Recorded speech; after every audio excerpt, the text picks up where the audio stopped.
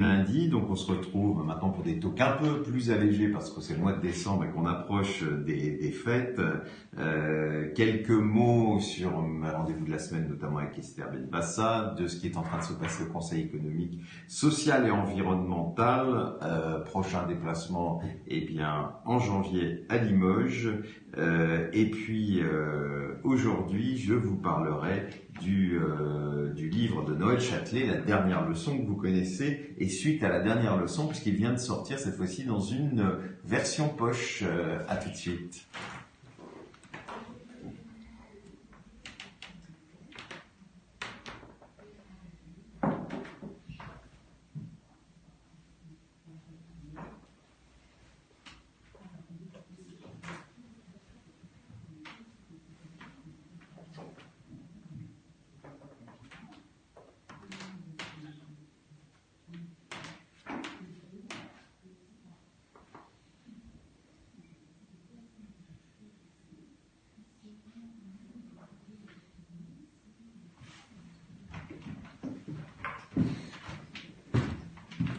Bien, merci d'être là. Alors, comme je le disais, le mois de décembre est un mois où les choses se calment un peu, où il y a moins de réunions. On a constaté d'ailleurs qu'en général, les réunions de décembre étaient amenaient moins de monde. C'est vrai que l'esprit des fêtes fait que c'est plus compliqué de se mobiliser pour la fin de vie, mais ça n'empêche pas que nos délégués sur le terrain et le siège, lui, continuent à se mobiliser auprès notamment des parlementaires. Alors ce matin, je devais rencontrer Pacom Rupin, le député de Paris. Malheureusement, il est alité, donc j'espère qu'il va mieux et je pense qu'on aura une autre occasion de se voir. Cette semaine, je rencontrerai la sénatrice Esther Benbassa, sénatrice de Paris, qui a été récemment réélue, et nous aurons l'occasion de discuter du droit de mœurs dans la dignité. Ce sera mercredi.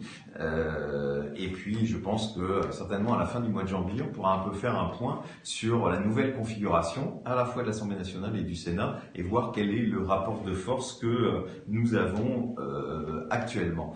La semaine prochaine, je serai auditionné comme nombre de personnes qui travaillent sur les questions de la fin de vie par le Conseil économique, social et environnemental. Vous savez qu'il a lancé un travail sur la question de la fin de vie. Donc j'aurai l'occasion de vous en reparler.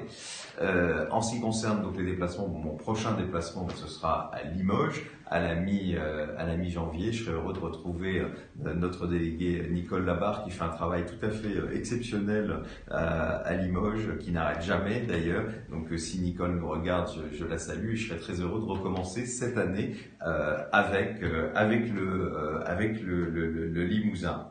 Alors, évidemment, même si nous sommes dans une période de fête, il faut continuer. À celles et ceux qui n'ont pas encore écrit à leurs parlementaires, il ne faut jamais baisser la garde. Vous savez, l'année 2018 va être importante pour nous tous, puisque, je vous le rappelle, c'est la révision des lois bioéthiques. Donc ça va commencer à peu près en avril, ça va durer à peu près toute l'année.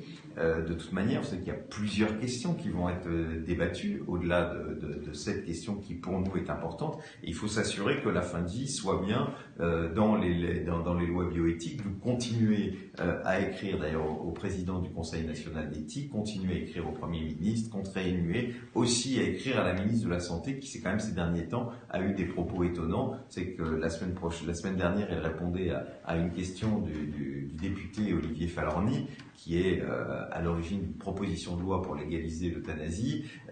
Sa réponse nous a encore laissé totalement dubitatifs. On voit que la ministre de la Santé n'a pas encore tout à fait compris les enjeux, d'où l'importance de se mobiliser, et d'où l'importance de mobiliser les parlementaires, parce qu'il ne faut pas l'oublier. Quand j'entends certains dire « mais la ministre de la Santé n'a pas l'air très ouverte », peut-être, mais il y a des parlementaires.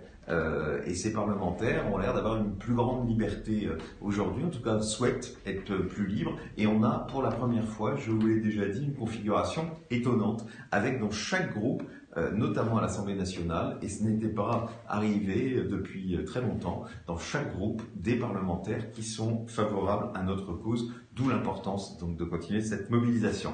J'en termine avec le livre du jour, Noël Châtelet, qui est, comme vous le savez, la responsable de notre comité de parrainage. Vous savez que Noël Châtelet a écrit ce merveilleux livre, La dernière leçon, sur l'histoire de sa maman, qui était une des créatrice d'ailleurs de la DMD et qui a décidé du moment et de la manière dont elle est partie. Noël raconte ça avec en plus un autre livre qui était sorti au moment du film, La Dernière Leçon, suite à La Dernière Leçon. Donc tout ça est dans le même bouquin maintenant, dans le bouquin, donc c'est au point, Seuil. Et ceux qui n'ont pas encore lu, ou celles, je ne peux quand même que vous inciter à lire ce double merveilleux livre de Noël Châtelet. Voilà, donc comme je l'avais dit, en ce moment ce sera forcément en fin d'année un peu plus court. Merci à Geoffroy d'avoir gentiment une nouvelle fois filmé ce talk du lundi, puis on se retrouve lundi prochain à 12h. Bonne semaine à toutes et à tous.